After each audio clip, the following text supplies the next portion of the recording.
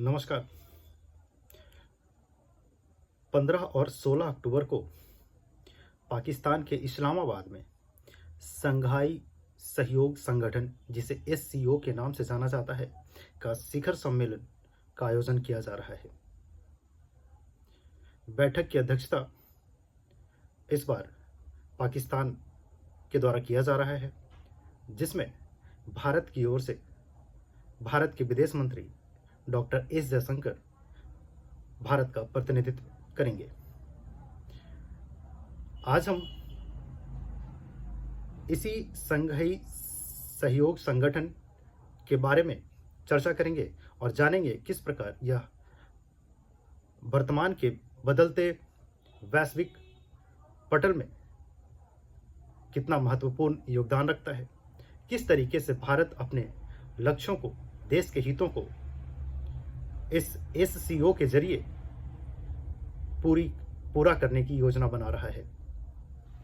तो सबसे पहले अगर हम एससीओ की बात करें तो हमें यह समझना होगा कि यह एससीओ संगठन है क्या। तो अगर हम एससीओ की बात करें तो एससीओ एक यूरेशिया, यूरोप और एशिया का एक अस्थायी अंतर सरकारी अंतर्राष्ट्रीय बहुपक्षीय संगठन है, जिसकी स्थापना 2001 में चीन, रूस, किर्गिस्तान, तजाकिस्तान, कजाकिस्तान, उज्बेकिस्तान ने मिलकर चीन के संघाई शहर में किया था। इसके साथ ही एससीओ संयुक्त राष्ट्र, स्वतंत्र राज्यों के राष्ट्रमंडल और आसियान सहित प्रमुख क्षेत्रीय अंतर्राष्ट्रीय निकायों के साथ साझेदारी करता है, जिसके जरिए विभिन्न मुद्दों पर, विभिन्न एजेंडों के तहत, विभिन्न घोषणाओं के तहत इसके सदस्यों के बीच सहयोग को बढ़ावा देने की योजनाओं पर कार्य करता है। तो आइए समझते हैं कि कैसे इस एससीओ की स्थापना की नींव पड़ी। क्या है इस एससीओ का इतिहास? तो अगर आप एससीओ की स्थापना को समझने की कोशिश करें तो एससीओ से पहले जो इसके वर्तमान सदस्य हैं उसमें उज्बेकिस्तान को छोड़कर बाकी सभी देश संघाई 5 ग्रुप के नाम से जाना जाता था, जिसकी स्थापना 26 अप्रैल 1996 को किया गया था।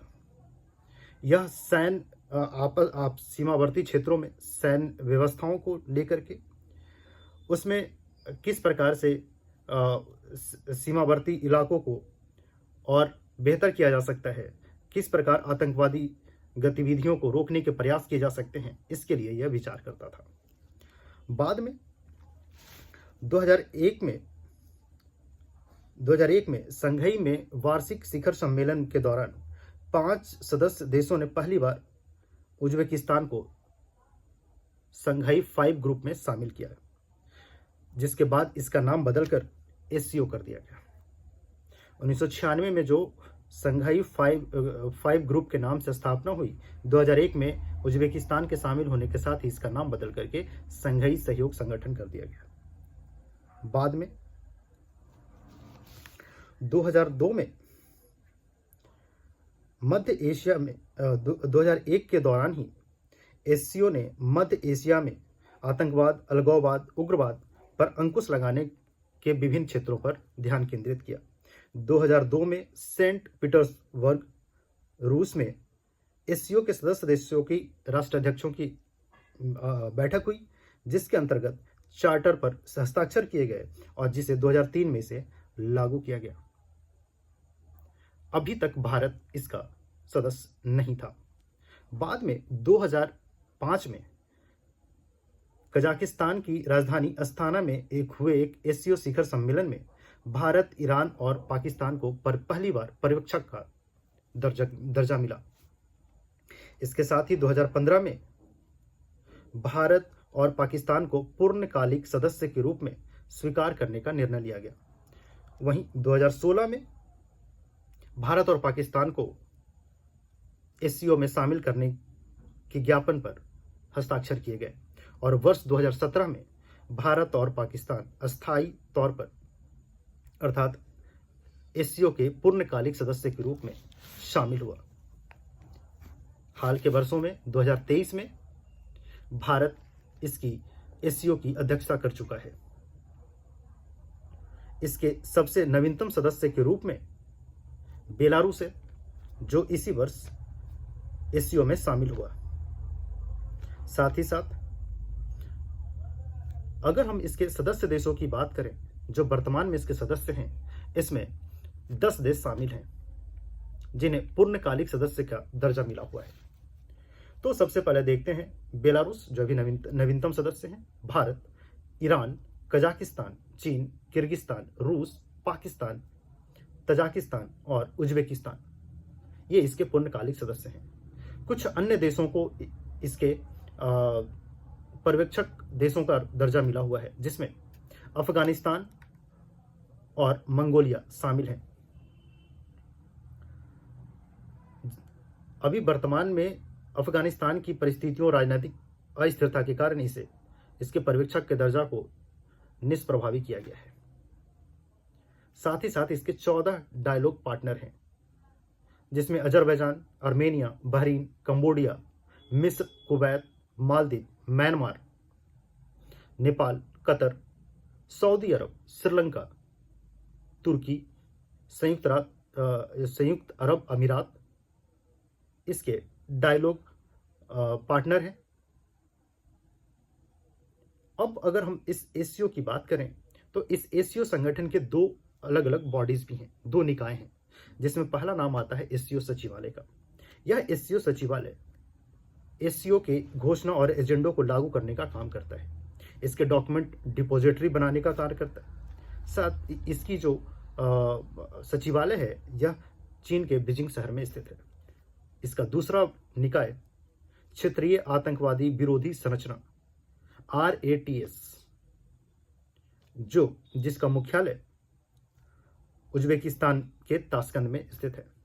यह एससीओ का एक अस्थायी अंग है, जो आतंकवाद, अलगाववाद, अतिवाद के विरुद्ध सदस्य देशों के बीच में सहयोग को बढ़ावा देता है।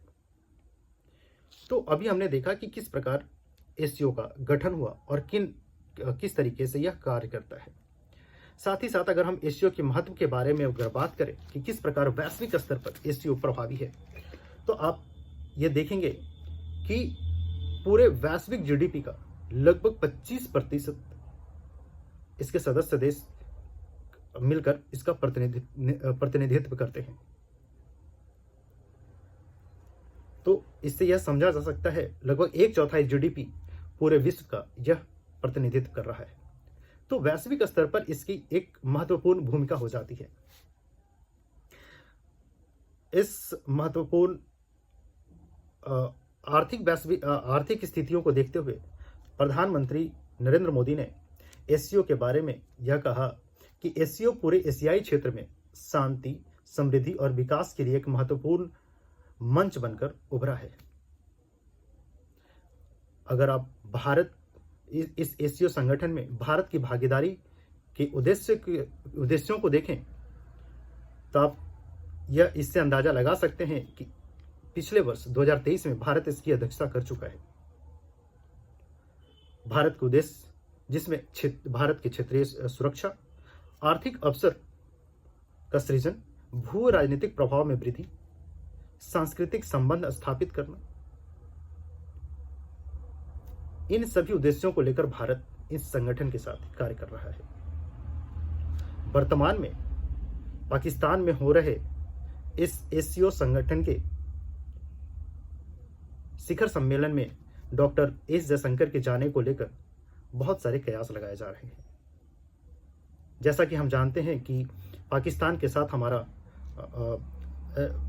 राजनयिक संबंध, या यूं कहें कि हमारा जो एक पड़ोसी देश होने के नाते रिश्ते हैं, वो बेहतर नहीं है, जिसके कारण इस जयशंकर के जाने को लेकर बहुत सारे कयास लगाए जा रहे हैं कि क्या इसमें पाकिस्तान के कुछ प्रतिनिधिमंडल के साथ बात होगी या सिर्फ एससीओ संगठन के मुद्दों पर ही चर्चा होगी।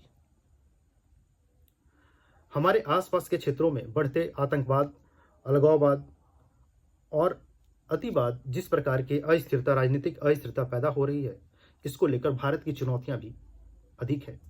अगर आप देखें तो पहला तो यही हमें समझ आता है कि हमारे पड़ोसी देश जैसे पाकिस्तान के साथ हमारे संबंध तनाव की स्थिति है। चीन रूस के साथ संबंधों को संतुलित करना, रूस हमारा एक दो मित्र राष्ट्र के रूप में कार्य करता है, परंतु चीन के साथ हमारे कई कई अवसरों पर इसमें तनाव देखने को मिलता है, उसे संतुलित करना। क्षेत्रीय सुरक्षा की चिंता, हमारे बॉर्डर जो क्षेत्र हैं अक्सर वहाँ पे कुछ ऐसी गतिविधियां होती हैं जिससे हमारे क्षेत्रीय सुरक्षा की को संतुलित करना बहुत जरूरी है।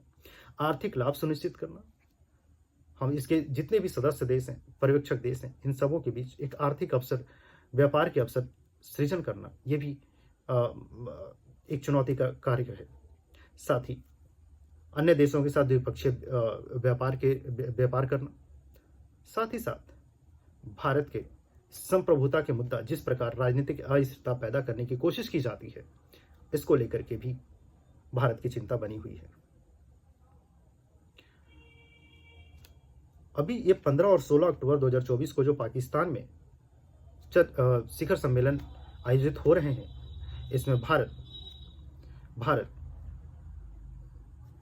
कट्टरपंथ, आतंकवाद, आर्थिक सहयोग और क्षेत्रीय व्यापार के मुद्दों पर बातचीत करेगा। इस दौरान अन्य मुद्दे पर भी जो सहयोग बढ़ाने, सांस्कृतिक संबंध को स्थापित करने की बात, इन मुद्दों पर भी इसमें चर्चा की जानी है। अगर आप हमारे जितने भी देश इसके सदस्य हैं, ये सभी हमारे आसपास के ही क्षेत्र हैं। ऐसे में एससीओ या यूं कहें यूरेशिया का पूरा देश भारत के लिए एक बहुत ही महत्वपूर्ण है, जिसको लेकर हमारे देश के विदेश मंत्री डॉक्टर एस जयशंकर अभी शिखर सम्मेलन में भाग लेने वाले हैं। उम्मीद है कि जिस तरीके से भारत अभी G20 समिट को सफलतापूर्वक आयोजन किया, साथ ही साथ पिछले वर्ष एससीओ का ही शिखर सम्मेलन को सफलतापूर्वक आयोजन किया, वैसे ही ये पाकिस्तान में होने वाला एससीओ शिखर सम्मेलन भारत के लिए महत्वपूर्ण रहेगा। और हमारे अलग अलग मुद्दे जैसे पाकिस्तान के साथ आतंकवाद के मुद्दे, चीन के साथ व्यापारिक संबंध, चीन के साथ सीमावर्ती विवाद तथा साथ ही साथ अन्य देशों के साथ हमारे द्विपक्षीय व्यापार वगैरह की जितने भी मुद्दे हैं, इनको लेकर के बात करेगा। इस प्रकार हमने भारत के विभिन्न पहलुओं को देखा, साथ ही साथ एससीओ के संगठन और इसके विस्तार, साथ ही साथ इसके एजेंडों के बारे में हमने बात की। आज के इस अंक में इतना ही। अपना ख्याल रखें, खुश रहें। तब तक के लिए धन्यवाद।